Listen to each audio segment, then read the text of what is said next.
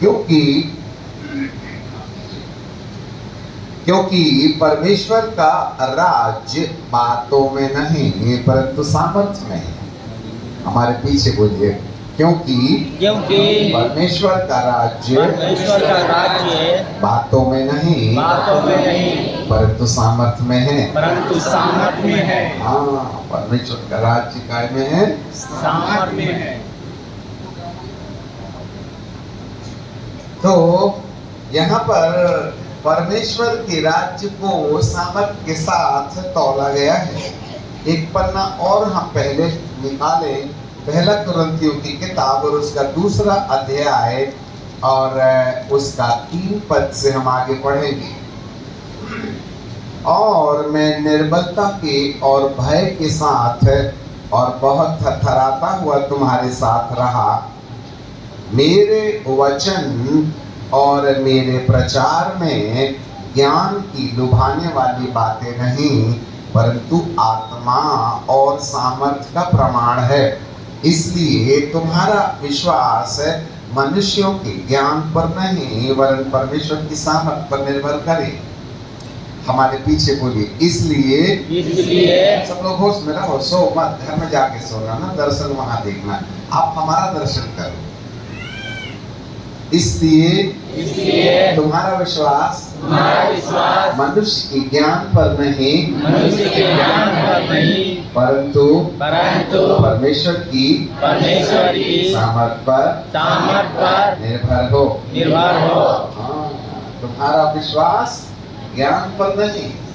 कई बार हम बाइबल के वचन को सुनने और सुनाने में ज्यादा रुचि रखते हैं परंतु हम भूल जाते हैं कि परमेश्वर का जो वचन है वो वह जगह है जहाँ पर परमेश्वर की आत्मा को और सामर्थ को उसी वचन की घोड़े पर बिठाल कर, उसी वचन की ट्रॉली पर डालकर, जैसे नदी से रेत लाना है तो हम ट्रैक्टर ट्रॉली ले जाते हैं, नदी के किनारे खड़ा कर देते हैं और नदी से रेत भर भर करके ट्रॉली में डाल देते हैं। फिर ट्रैक्टर से खींच करके हमारे घर को जहाँ हम बना रहे हैं वहाँ रेत खाली कर देता है। ये ट्रक और ट्रैक्टर ट्रॉली मानो परमेश्वर का वचन है और ये वचन के ऊपर परमेश्वर की सामर्थ नामक वस्तुओं को ढोया जाता है। और ये वस्तु जो ढोई जाती है, ट्रैक्टर पति पत्नी को बाजार घूमने के लिए नहीं।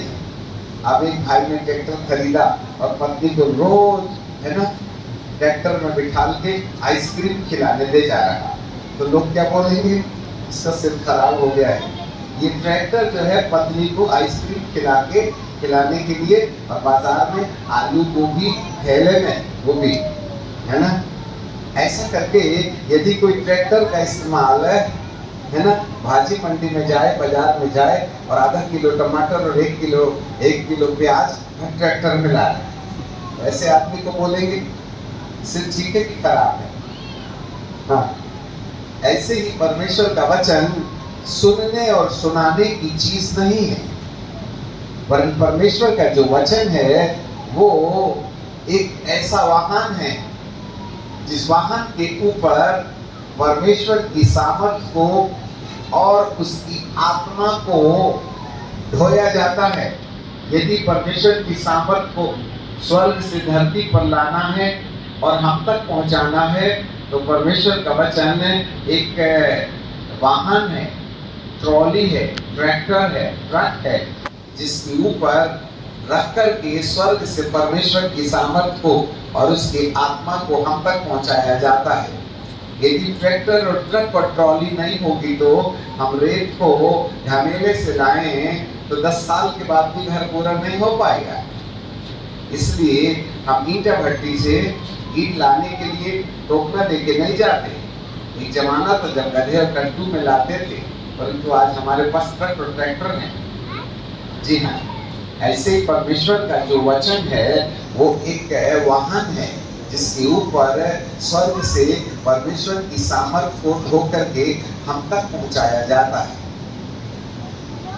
अच्छे से समझ, ट्रक और ट्रैक्टर घर में सजाने के लिए नहीं होता है।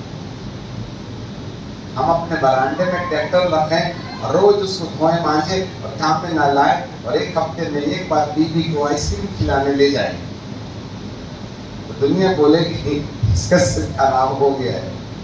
बहुत से लोगों को वचन सुनने का बड़ा शौक है और वचन सुनाने का भी बड़ा शौक है, पर उसका उपयोग क्या है यह नहीं समझे तो वचन के है ना ज्ञान से मनुष्य के अंदर जो अंदरूनी स्वार्थ, घमंड,